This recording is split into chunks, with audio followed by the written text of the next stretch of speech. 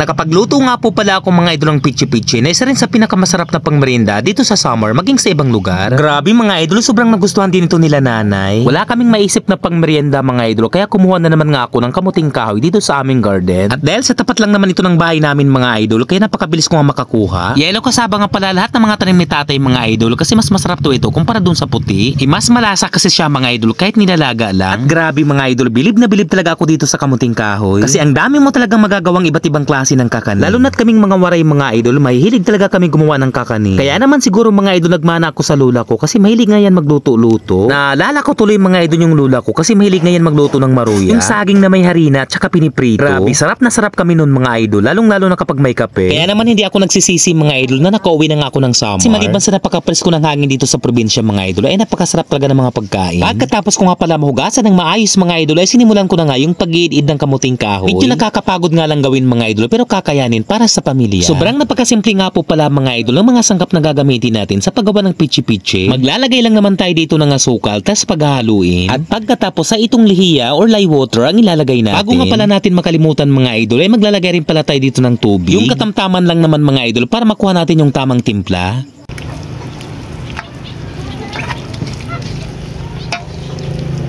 Mas babango rin sana to mga idol kung meron tayong nabilhan ng liquid pandan. Ang kaso mga idol, wala yan dito sa aming barangay. At sa mga nagtatanong pala kung pinipigaan ito mga idol, hindi na po ito pinipigaan kasi pichi-pichi naman ang gagawin natin.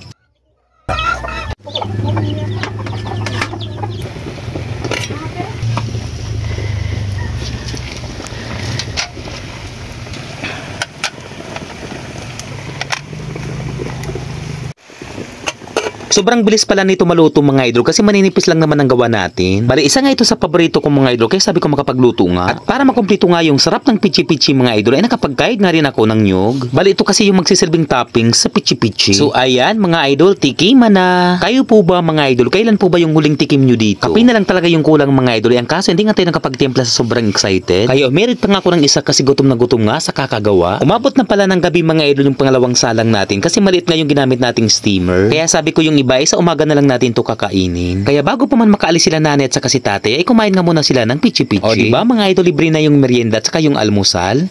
Grabe, salamat talaga Papa Jesus. Hanggang dito na lamang po ang video natin mga idol. Marami pong salamat sa panonood. Sa mga kababayan kong waray na laging nakasuporta, dako nga salamat sa ninyong suporta mga idol. Grabe. Wala po ako dito sa social media kung wala kayo. At sa mga followers natin sa iba't ibang dako ng Pilipinas maging sa ibang bansa, maraming salamat talaga sa inyo mga idol. Kasulit, abangan nyo po yung next upload natin mga idol. Makakasama na naman natin ang iba't ibang content creators ng One Waray nun. Kaya abangan. Mega shoutout po sa inyo mga idol.